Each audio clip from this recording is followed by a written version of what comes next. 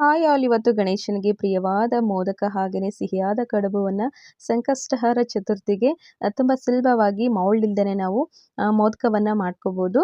ಹಾಗೆ ಕಡುಬು ಕೂಡ ಸ್ವಲ್ಪ ಕೂಡ ಒಡೆದೋಗಿರೋ ಥರ ನಾವು ಯಾವ ಥರ ಮಾಡ್ಕೋಬೋದು ಅಂತ ತೋರಿಸ್ತಾ ಇದ್ದೀನಿ ಸಿಂಪಲ್ಲಾಗೆ. ಇದಕ್ಕೆ ಒಂದು 2 ಕಪ್ ಆಗೋಷ್ಟು ಹಸಿ ತೆಂಗಿನಕಾಯಿ ತುರಿಯನ್ನು ತಗೊಂಡು ಅದಕ್ಕೆ 1 ಕಪ್ ಆಗೋಷ್ಟು ಬೆಲ್ಲವನ್ನು ಇಲ್ಲಿ ಸೋದಿಸ್ಬಿಟ್ಟು ಹಾಕೋತಾ ಇದ್ದೀನಿ. ಕೆಲವೊಮ್ಮೆ ಕಲ್ಲು ಕಸ ಈ ರೀತಿಯಾಗಿರುತ್ತೆ, ಪಾಕ ಬರಬೇಕಂತೆಲ್ಲ ಜಸ್ಟ್ ಕರಗಿಸ್ಬಿಟ್ಟು ಹಾಕೊಳ್ಳಿ.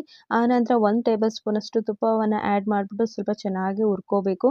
ಇದರಲ್ಲಿ ಹಸಿ ನೀರೆಲ್ಲ ಕೂಡ ಹೋಗಬೇಕು. ಆ ರೀತಿ ಚೆನ್ನಾಗಿ ಹುರ್ಕೊಂಡಿದ ನಂತರ ಇದಕ್ಕೆ ಹುರಿದಿರುವಂಥ ಶೇಂಗಾ ಬೀಜ ಹಾಗೆ ಕಡಲೆಯನ್ನು ಪುಡಿ ಮಾಡಿಬಿಟ್ಟು ಆ್ಯಡ್ ಮಾಡ್ಕೊಳ್ಳಿ.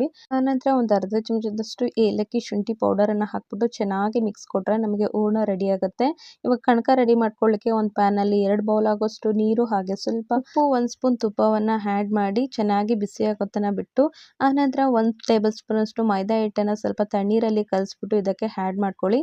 ಇದು ಗಂಟಾಗೋ ಚಾನ್ಸಸ್ ಇರುತ್ತೆ, ಹಾಗಾಗಿ ತಿರುಗಿಸ್ತಾ ಇರಬೇಕು. ಚೆನ್ನಾಗಿ ಕುದಿ ಬರೋದನ್ನು ಬಿಟ್ಟು ಆನಂತರ 2 ಬೌಲ್ ಆಗೋಷ್ಟು ನೀರಿಗೆ 1.5 ಬೌಲ್ ಆಗೋಷ್ಟು ಅಕ್ಕಿ ಹಿಟ್ಟನ್ನು ಹಾಕ್ಬಿಟ್ಟು ಲೋ ಫ್ಲೇಮಲ್ಲಿ ಇಟ್ಬಿಟ್ಟು ಚೆನ್ನಾಗಿ ತಿರುಗಿಸ್ಕೋಬೇಕು ಈ ರೀತಿಯಾಗಿ. ಆನಂತರ ಸ್ವಲ್ಪ ತಣ್ಣಗಾದ ನಂತರ ಇದನ್ನು ಅಲ್ಲಿ ಕೈಯನ್ನು ಇಟ್ಬಿಟ್ಟು ಚೆನ್ನಾಗಿ ನಾದ್ಕೋಬೇಕು. ಈ ರೀತಿ ನಾದ್ಕೊಳ್ಳೋದ್ರಿಂದ ಕಡುಬು ಅನ್ನೋದು ಸ್ವಲ್ಪ ಕೂಡ ಒಡೆದೋಗೋದಿಲ್ಲ ಸ್ಟೀಮ್ ಕೊಡುವಾಗ. ಆನಂತರ ಹೂರ್ಣ ಕೂಡ ಈ ರೀತಿಯಾಗಿ ನಿಮಗೆ ಯಾವ ಥರ ಸೈಜ್ ಬೇಕೋ ಅಷ್ಟು ಸೈಜ್ನಲ್ಲಿ ಉಂಡೆಗಳಾಗಿ ಮಾಡಿಟ್ಕೊಳ್ಳಿ. ಕಡುಬಿಗೆ ಸ್ವಲ್ಪ ಉದ್ದದಾಗಿ, ಮೋದಕಕ್ಕೆ ರೌಂಡ್ ಆಗಿ. ಆನಂತರ ಇಲ್ಲಿ ಎಣ್ಣೆ ಪೇಪರ್ನ ಕಟ್ ಮಾಡಿಕೊಂಡು ಅದಕ್ಕೆ ಎಣ್ಣೆ ಇಟ್ಬಿಟ್ಟು ಪ್ರೆಸ್ ಮಾಡಿದ್ರೆ ಒಂದೇ ಸೈಜಲ್ಲಿ ಸಿಕ್ಕತ್ತೆ. ಆನಂತರ ಇಲ್ಲಿ ಕರ್ಜಿಕ ಮೌಲ್ಡನ್ನು ಬಳಸ್ಕೊಂಡ್ಬಿಟ್ಟು ನಾನು ಹೂರ್ಣವನ್ನು ಇಟ್ಬಿಟ್ಟು ಪ್ರೆಸ್ ಮಾಡಿಕೊಂಡೆ. ಸೊ ಈ ರೀತಿ ಮಾಡೋದ್ರಿಂದ ನೋಡೋಕ್ಕೂ ಕೂಡ ಚೆನ್ನಾಗಿ ಕಾಣಿಸುತ್ತೆ, ಒಂದೇ ಸೈಜಲ್ಲೂ ಕೂಡ ಸಿಗುತ್ತೆ.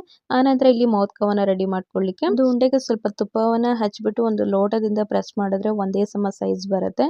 ಅದಕ್ಕೆ ಹೂರ್ಣವನ್ನು ಇಟ್ಬಿಟ್ಟು ಈ ರೀತಿಯಾಗಿ ಮಾಡಿಕೊಂಡ್ರೆ ನಮಗೆ ಪರ್ಫೆಕ್ಟ್ ಆದ ಮೋದಕ ರೆಡಿ ಆಗುತ್ತೆ.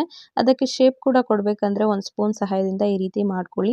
ನೋಡಿ ಎಷ್ಟು ಚೆನ್ನಾಗಿ ಬಂತು ಅಂತ ಹೇಳ್ಬಿಟ್ಟು. ನಮಗೆ ಮೌಲ್ಡೇ ಬೇಕಂತ ಏನಿಲ್ಲ, ಹಾಗೆಯೇ ಕಡುಬು ಮಾಡಲಿಕ್ಕೆ ಕರ್ಜಿಕಾಯಿದು ಮೌಲ್ಡ್ ಬೇಕಂತ ಏನಿಲ್ಲ, ಹಾಗೆ ಈ ಥರ ಕೂಡ ಮಾಡ್ಕೋಬೋದು. ಇದೆಲ್ಲ ಕೂಡ ಇಡ್ಲಿ ಪಾತ್ರೆಯಲ್ಲಿ ಒಂದು ಬಾಳೆದೆಲೆನ ಇಟ್ಬಿಟ್ಟು ಒಂದು 10 ರಿಂದ 15 ನಿಮಿಷದ ತನಕ ಹೈ ಫ್ಲೇಮಲ್ಲಿ ಇಟ್ಟು ಸ್ಟೀಮ್ ಮಾಡಿದ್ರೆ ನಮಗೆ ಮೋದಕ ಹಾಗೆ ಆದ ಕಡುಬು ಕೂಡ ರೆಡಿ ಆಗುತ್ತೆ. ಪರ್ಫೆಕ್ಟ್ ಆದ ಅಳತೆ ಇದೆ, ಕರೆಕ್ಟಾಗಿ ಸ್ವೀಟ್ ಕೂಡ ಬಂದಿದೆ. ಸೊ ನನ್ನ ಯೂಟ್ಯೂಬ್ ಚಾನಲ್ ಅಪ್ಲೋಡ್ ಮಾಡಿದ್ದೀನಿ, ಇಂಟ್ರೆಸ್ಟ್ ಇದ್ದರೆ ಒಮ್ಮೆ ಲಾಂಗ್ ವಿಡಿಯೋ ಚೆಕ್ ಮಾಡಿ. ಥ್ಯಾಂಕ್